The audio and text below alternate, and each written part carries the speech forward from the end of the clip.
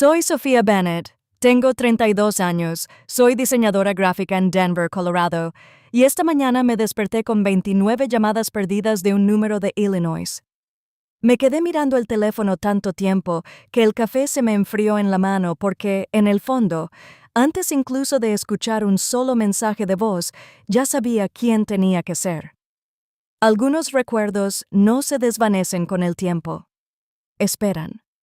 Se sientan silenciosamente en los rincones oscuros de tu vida hasta que una mañana cualquiera se levantan y te arrastran de vuelta. Para mí, fue un sonido, un número, una pantalla parpadeante. Y de repente, volví a tener 12 años, de pie sola en la estación Union Station de Chicago, viendo cómo las únicas personas que se suponía que debían protegerme convertían mi miedo en diversión. Mi madre me dejó en una estación de tren como una broma. Se rieron. De hecho, apostaron a que no encontraría el camino a casa sola. Todavía puedo recordar cómo se me revolvió el estómago cuando me di cuenta de que no iban a volver a buscarme. Cómo cada rostro en esa estación me parecía desconocido. La forma en que toda la ciudad se sentía demasiado grande, demasiado ruidosa, demasiado fría para una niña pequeña con casi nada de dinero en el bolsillo. Ese fue el día en que todo en mi vida se dividió en dos versiones. La niña que había sido antes de ese momento y la persona en la que tuve que convertirme después. Nunca volví. Ni esa noche, ni la semana siguiente, ni nunca. Construí una vida diferente, un nombre diferente y un futuro tan alejado de ellos que la mayoría de los días casi podía creer que ya no existían. Pero esta mañana, esas 29 llamadas perdidas demostraron algo que había pasado 20 años tratando de enterrar. El pasado no siempre se queda donde lo dejas, a veces viene a buscarte.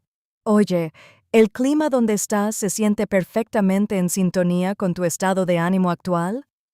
Crecer en Willow Creek, Illinois, me enseñó muy pronto que las apariencias lo eran todo en mi familia. Para nuestros vecinos, parecíamos sólidos y respetables, el tipo de familia estadounidense de clase media a la que la gente señalaba cuando quería hablar de trabajo duro y buenos valores. Mis padres eran dueños de una pequeña pero exitosa cadena de tiendas de artículos para el hogar, el tipo de lugares que vendían batidoras de cocina, ropa de cama, cafeteras de descuento y cualquier artículo doméstico que la gente olvidaba que necesitaba hasta que pasaba por delante de un llamativo escaparate. Los fines de semana, mi padre hacía barbacoas en el patio trasero.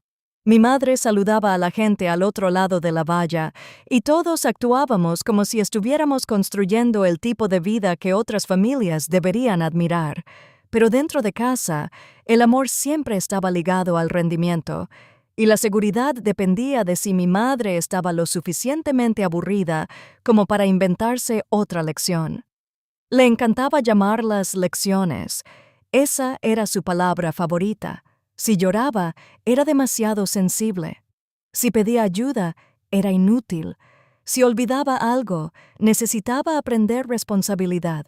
Podía convertir cualquier error normal de la infancia en una razón para humillarme, y mi padre siempre la apoyaba con una sonrisa, como si la crueldad fuera una especie de deporte de equipo que ambos disfrutaban. Cuando tenía 8 años, pedí un par de zapatillas en el centro comercial porque las mías viejas se estaban desmoronando en la punta.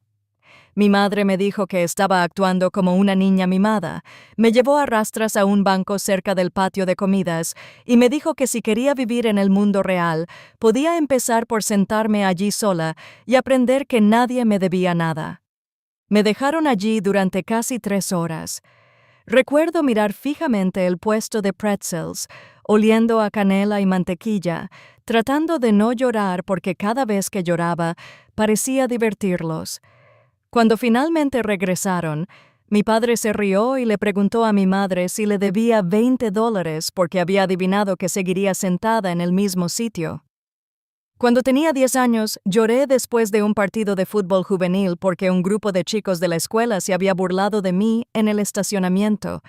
Y en lugar de consolarme, mis padres condujeron hasta el otro extremo del estacionamiento del estadio, me dijeron que me bajara y me dejaron allí después del atardecer porque, según mi madre, las lágrimas debilitaban a la gente y la debilidad atraía un trato peor. Me senté en la acera de cemento con los brazos alrededor de las rodillas, viendo cómo los camiones se marchaban uno a uno hasta que, casi una hora después, volvieron con comida rápida para ellos y sin disculparse por mí. A mi padre le parecía divertidísimo que siguiera allí. Dijo que había apostado a que intentaría hacer autostop para volver a casa o pedir ayuda a desconocidos. Esa era la costumbre. Todo se convertía en una prueba. Todo se convertía en una broma a mi costa. Todo se convertía en una forma de demostrar que el mundo era duro, como si necesitara que lo hicieran aún más duro. Lo más extraño era que nunca se consideraron crueles. Hablaban de carácter, de fortaleza y de prepararme para la realidad. Usaban palabras rebuscadas para que las cosas feas sonaran nobles.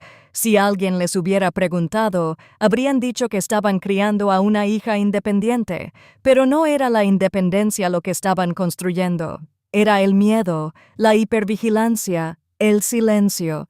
Aprendí a analizar sus estados de ánimo antes de hablar. Aprendí a desaparecer en mi propia casa. Aprendí que si me mantenía lo suficientemente callada, lo suficientemente útil, lo suficientemente invisible, tal vez podría pasar un día sin ser elegida para uno de sus experimentos. El único lugar donde sentí que existía fuera de sus reglas fue en el papel.